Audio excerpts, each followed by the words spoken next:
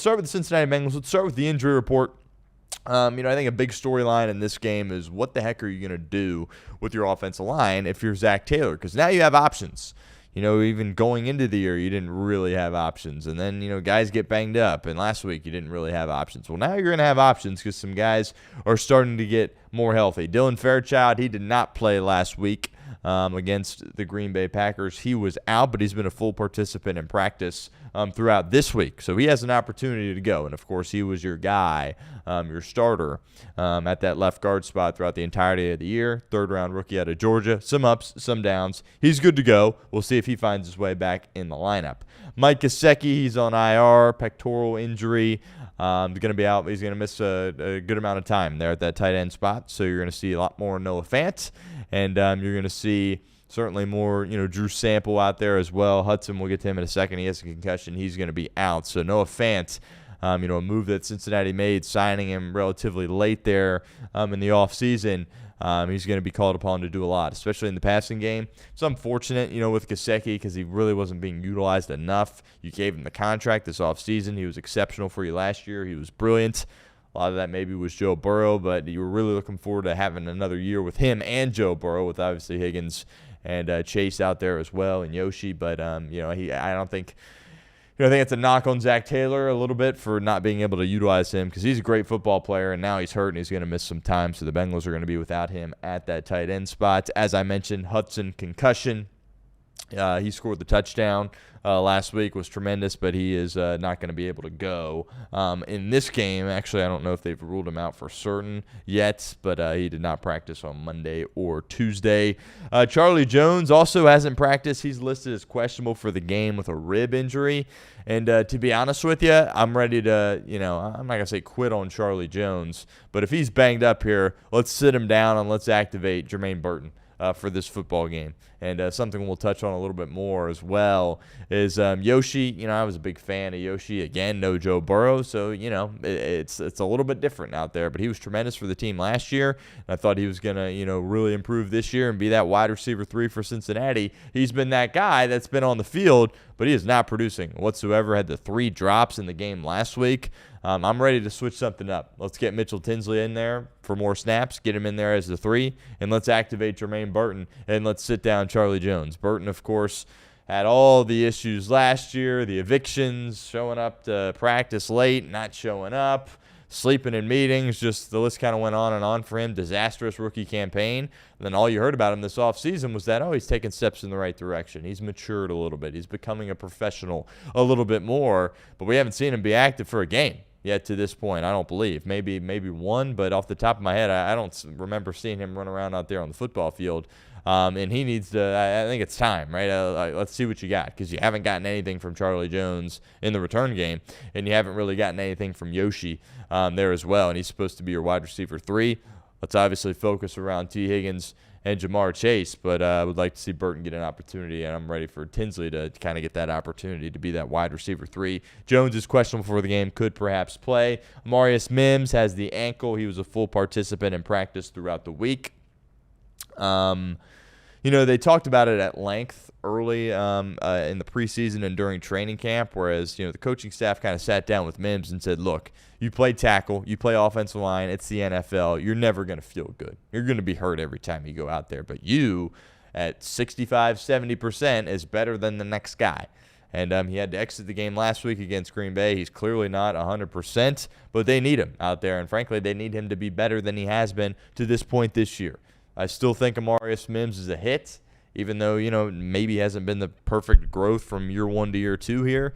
I still think he's going to break the trend, and Cincinnati's finally going to be able to give an offensive lineman in which they drafted a second contract. But he's got to show some improvement, and he's got to show some toughness in this football game, because clearly he's not 100%, and that's a ferocious front for Pittsburgh, and he's got to be ready to go and contribute to winning football here in this game. Lucas Patrick, he's been a full go all week as well. He, of course, had the calf injury, suffered that week 1 against Cleveland. He was brought in late in free agency, and we're all sitting here like, wow, this is the guy we're going to roll out there at right guard. Then immediately he gets hurt, and you have to go elsewhere there as far as that decision goes. He practiced in a limited capacity last week. Now he's a full go. And we'll see. I think that's kind of the biggest storyline here in this game is what is Zach Taylor going to do with his offensive line. Usually he commits to his 5 starters, and those are the guys throughout the game. Typically, when you look at his tenure as a whole, dating back to 2019. Have there been some subtle moves? Yeah. But is this a situation where he rolls out a group the first drive of the first quarter and he goes, okay, well, that didn't work. Let's tinker here. Let's move this guy around. Let's do this. Let's do that. I'm interested to see how he handles it because he's got some answers now. In the past few weeks and really going into the season, there wasn't a ton of answers in which he had. Well, now you got a situation where Lucas Patrick is back and Dylan Fairchild's back. Where you're going to go with the starting offensive line that you had in Week 1 against Cleveland, or are those two guys going to go? Are you going to sit down Jalen Rivers, who nobody expected to really play this year and has been a starter for you now for several weeks, your 5th-round pick out of Miami? Dalton Reisner, you brought him in, right? And, he was he ended up playing in the Cleveland game when Patrick got hurt. And, then he was not really playing, and then he was forced into duty last week when you had the Fairchild injury. And he played well in the second half. Do you go with him? Do you go with the rookie? Do you start 2 rookies? Right? You've got all kinds of questions and options here at this point along the offensive line. I'm fascinated to see what Zach Taylor does, if he's going to stick to the same 5 all game or if he's going to rotate guys in and out. And lastly for Cincinnati is Shemar Stewart. Has the ankle. We haven't seen him since Week 2 against Jacksonville. He was a full participant in practice. Al Golden said he is good to go. And this is a huge game for Shemar Stewart. Unfortunately, he's missed the time, and this is only going to be his 3rd NFL game, so there's still going to be some, rookie moments from him, right, and some bumps and bruises along the way, but they're going to ask him to do a lot in this game, especially if Trey Hendrickson isn't able to go. They're going to have him out on the field for more snaps than probably he's used to, and you got to question what that gas tank is like since he's been hurt. If he's still going to be able to be productive out there for a lot of snaps, but his plate's going to be full tonight. They're going to be asking him to do a lot because getting pass rush under Aaron Rodgers in this game is absolutely critical for Cincinnati. Right? Aaron Rodgers, he's had a different style of play. He's adapted beautifully to playing at this age. When he's 40, 41 years of age, he can't play the same way he once did. He's got to change. The ball's coming out of his hand quickly. He's taking the completions when they're there. They're not necessarily forcing the football down the football field. This is a team that doesn't have much of a run game either. And besides DK Metcalf, what's his receiving core? It ain't great. He's played exceptional football. And if you give him an opportunity to sit back there and have time, he's going to dime you up. All right, I don't care if he's throwing to Scotty Miller and Ben Skoranek and these guys are just like, what are they doing? I don't care. If you give him time, he's going to sit back there and dime you up. And this is a Bengals team for 3-4 years now that can't apply pressure on the quarterback when it's not Trey Hendrickson. And even when, we just saw it in the second half last week. You're sitting there going, oh, yeah, we got this 4-man rush going, right? We're not necessarily getting home on Jordan Love here, but we're making him uncomfortable, making him escape the pocket, use his legs. And then the second half, no Trey Hendrickson, and you got nothing. And we'll see if Hendrickson goes in the game. We had the stat yesterday. Hendrickson, since he has been here in 2021, has missed 1 game. He's missed 2 games, with the one they rested all their starters the final week of the season. He's missed 1 game. This dude's tough as nails, and he loves going out there and competing with his teammates. I believe, and maybe this is me, being a little too, speculating a little bit too much. But I think if he had a long-term contract here in Cincinnati, if they gave him that deal that he was after and he wasn't just on a 1-year deal, I think he's playing tonight. To be honest. And I don't know if he's necessarily healthy enough to play. But prime time, Pittsburgh, right? If he had that deal, he would be out there. Doesn't have the deal, we'll see if he's out there. But I'm not questioning the toughness at all of Trey Hendrickson. But this is something we speculated when the deal didn't go down. We sat there and said, well, what's one of the best things about Trey Hendrickson, regardless of the fact of him getting sacks? And we sat there and said, well, he's always available, and he plays through injury, and he's tough. And we sat there and said, well, is he going to play through that injury? Is he going to show his toughness as much, not having the security beyond this year? And there was question marks around that. Well, now we're going to find out. Because I don't know all the details. Like, he's banged up. It's the hip injury, right? I mean, it's relatively serious, and a lot of guys wouldn't play. But something tells me if he had a long-term deal, he would be out there Thursday Night Football against the Pittsburgh Steelers. So we'll see. Beyond Trey Hendrickson, things are pretty promising from an injury perspective for the Cincinnati Bengals. And then shifting over to the Pittsburgh side of things, this is a real team. They've had a roster in place for quite some time, but obviously ever since Roethlisberger retired, they haven't had answers at the quarterback position. And I sat here on this show and said, guess what? They're going to have answers here at the quarterback position. Is Rodgers going to go win an MVP at this age? No, absolutely not. But can he play winning football if he's upright? You betcha. And that's what he's doing. He's been tremendous. He's not throwing for 300 yards and 5 touchdowns. Is he leaning on his defense? Yeah, but this is a wise veteran guy. And he understands that this defense, most of their money is allocated towards the defensive side of the ball. It's the Pittsburgh Steelers, after all. That's how they win, right? When they're getting turnovers, he's capitalizing. They have the short fields, he goes down and scores. He doesn't make the critical mistake. What, he only has 3 picks this year? That's just typical Aaron Rodgers, and he's such a smart, cerebral guy when it comes to playing football. And he's making all the right decisions out there, and they're winning ball games. DK Metcalf, they gave him an off day. Tomlin does this a lot with his veteran guys. He gives them rest days early in the week. He's got a good feel for what to do with his players here at this point. Metcalf's fine. Same with Ramsey, right? He had a rest day. Rodgers as well. Calvin Austin's their guy that's been ruled out. And then Miles Killebrew as well, which is a bit of a noteworthy thing there as well for Cincinnati. Deshaun Elliott, their safety, is questionable. Actually, he did not, as I look at this here, he did not practice on Wednesday, so they could be without Deshaun Elliott, who could potentially be a big loss for them. Again, just rest for T.J. Watt. So, relatively speaking, both these teams are healthy. Obviously, the Bengals are without 2 of their best players, potentially. Right, Joe Burrow's out, and we'll see about Trey Hendrickson. But beyond that, it's not like you had a ton of guys banged up. And obviously the Bengals, as we mentioned, have guys coming back on the offensive line. But the biggest storyline for me in this game is that offensive line. And you could probably say this each and every week with Joe Flacco.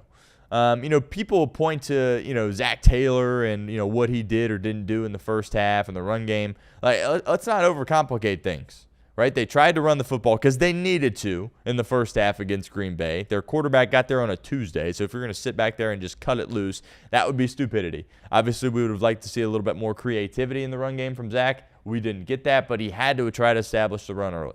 But when they were trying to throw the ball, Flacco was either under center, dropping back, or catching the snap, and they were on him right here, right now, and he can't move. So that's a problem, right? And this front, for Pittsburgh, not going to say it's better than Green Bay because I think they've got a really good front, but they got some dudes now. Cam Hayward, he can still play.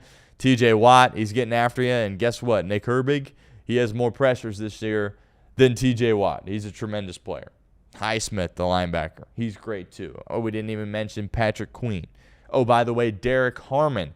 That's going to be interesting. I've got my eye closely on Derek Harmon. Harmon, of course, their first-round pick out of Oregon. There was many people around the team that said the Bengals should take Derek Harmon in the draft. They obviously did not do that.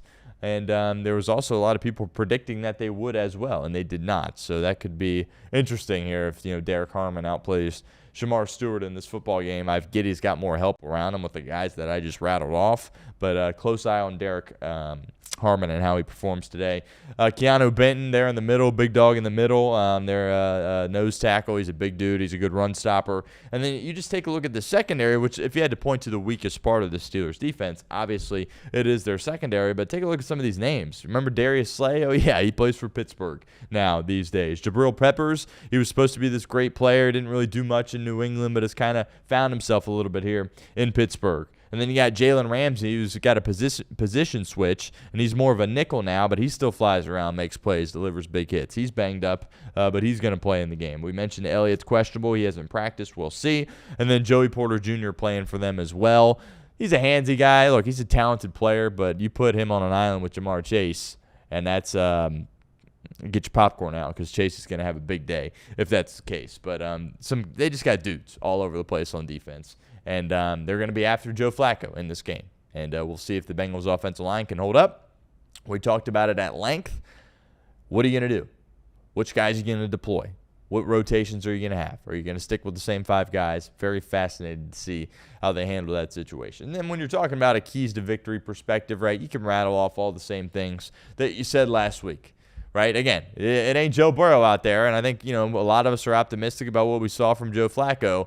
But remember, the Bengals lost the game last week, had an opportunity there late to kind of get back in the ball game, but they checked off a lot of boxes when it came to what they needed to do, and they still lost. Meaning what? Win the turnover battle. 1-0. They won. Be disciplined. Only 3 penalties, right? That's tremendous. If you have a game where you're turning the football over at an absurd rate, or you're getting penalized at an absurd rate, you're going to lose. That's just the reality of the situation. You have to be so buttoned up with now your third quarterback if you want to go out there and beat a team that only has one loss. And that's what Cincinnati needs to do. So those things need to obviously be cleaned up. The run game. I mean, in some ways it felt better last week, but when you take a look at the stats, it's like, well, I mean, how much better really was it? Pittsburgh's going to be a hard team to run the football on. That's just the reality of the situation.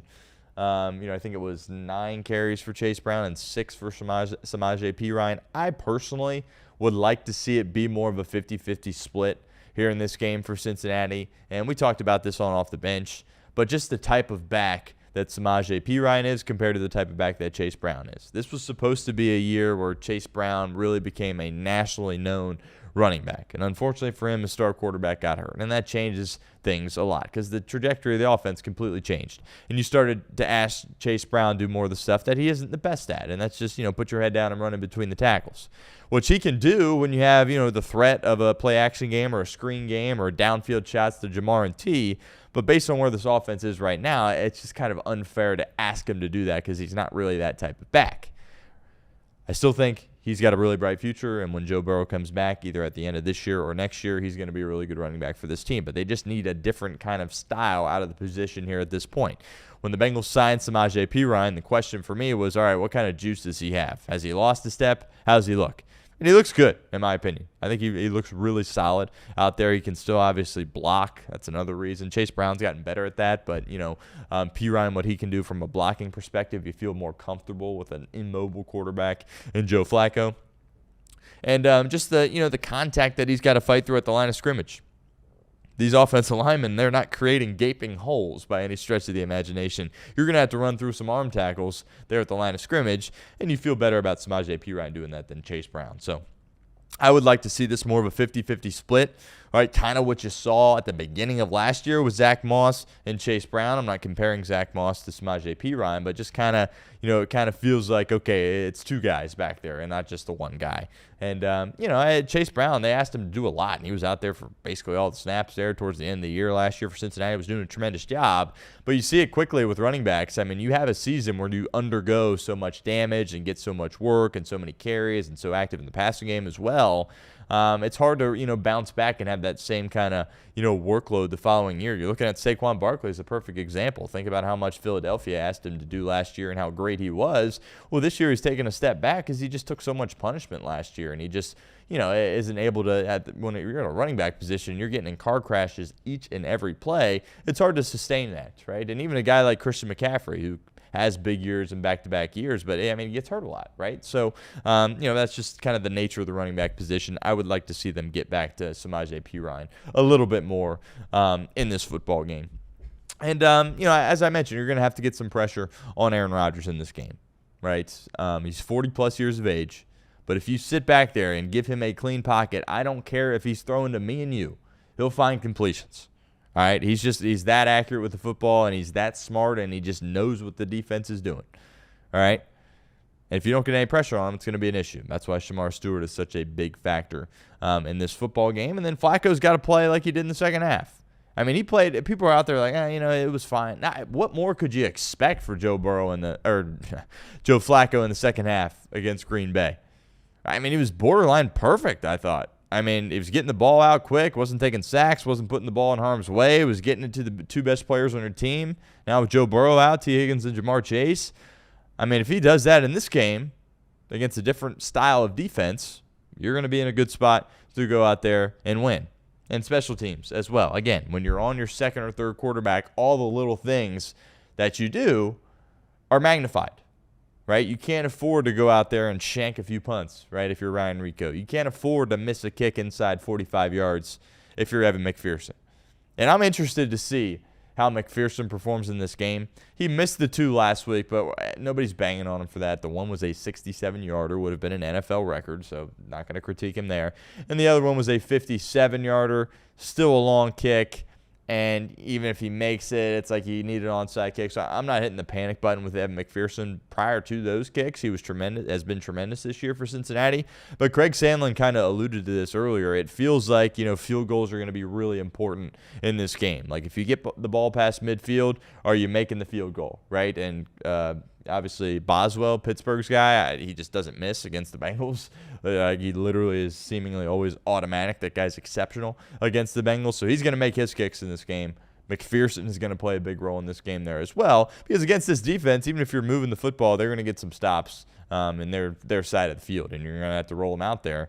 Zach Taylor, of course, going to have opportunities to be aggressive on fourth down, but I think McPherson's going to play a really big factor in this game, and so is Boswell. And Boswell against the Bengals, he just doesn't miss. So McPherson needs to be ready to go and ready to execute some big-time kicks in the game there as well. And I do think there's some stuff you can exploit. If the offensive line can hold up, you can attack those guys in the secondary, right? I mean, you got Ja'Marr Chase and T. Higgins, and I think people kind of, over the course of the past few weeks, are kind of, are so down on the Bengals and are like, they can't get the ball to their playmakers or whatever. T. Higgins and Ja'Marr Chase in the second half against Green Bay let everybody know just how good they are, right? That was kind of a statement to not only the fan base, but just people nationally in the NFL, like, oh, yeah, that's why they paid Ja'Marr Chase and T. Higgins, because they're really, really good. So if the offensive line can hold up, I think Joe Flacco can have an opportunity to pick on some of those secondary guys for the Pittsburgh Steelers. But, the line was 5.5. I believe it's at 4.5 now. We had the stat at the very end of Off the Bench. AFC North teams have won Thursday Night Football divisional games, home teams, 9 straight times. That dates all the way back to 2015. So in this division, Thursday Night Football at home, typically they win. And I'm looking for that trend to continue here for Cincinnati because, I just think they're gonna find a way. I mean, you lose 5 games in a row in this league. I don't care who your quarterback is. I don't care, what division you play in. You lose 5 games in a row at any point in the NFL, you don't belong in the playoffs. You don't belong to be a playoff contender. But if you snap that streak and you beat Pittsburgh tonight, and you look at your schedule, the Bears are a little bit better than maybe I thought, but the Jets are obviously horrible. You have an opportunity to pick up 2 more wins going into the bye. Next thing you know, you got some momentum. Next thing you know, you see Joe Burrow in there. He's doing some toe workouts. He might be coming back. And the whole season has a chance to head back in the right direction. But it's a short week against a really good football team and a really good coach. And, in this spot, what do people always say on Thursday Night Football? Yeah, just go with the better coach and the better quarterback. I've defended Zach Taylor a long time. Better coach, check goes to Pittsburgh. Better quarterback, check goes to Pittsburgh. We'll see. Big game tonight in the jungle. White out. Looking forward to it. I think the Bengals win. I think it's a low-scoring game.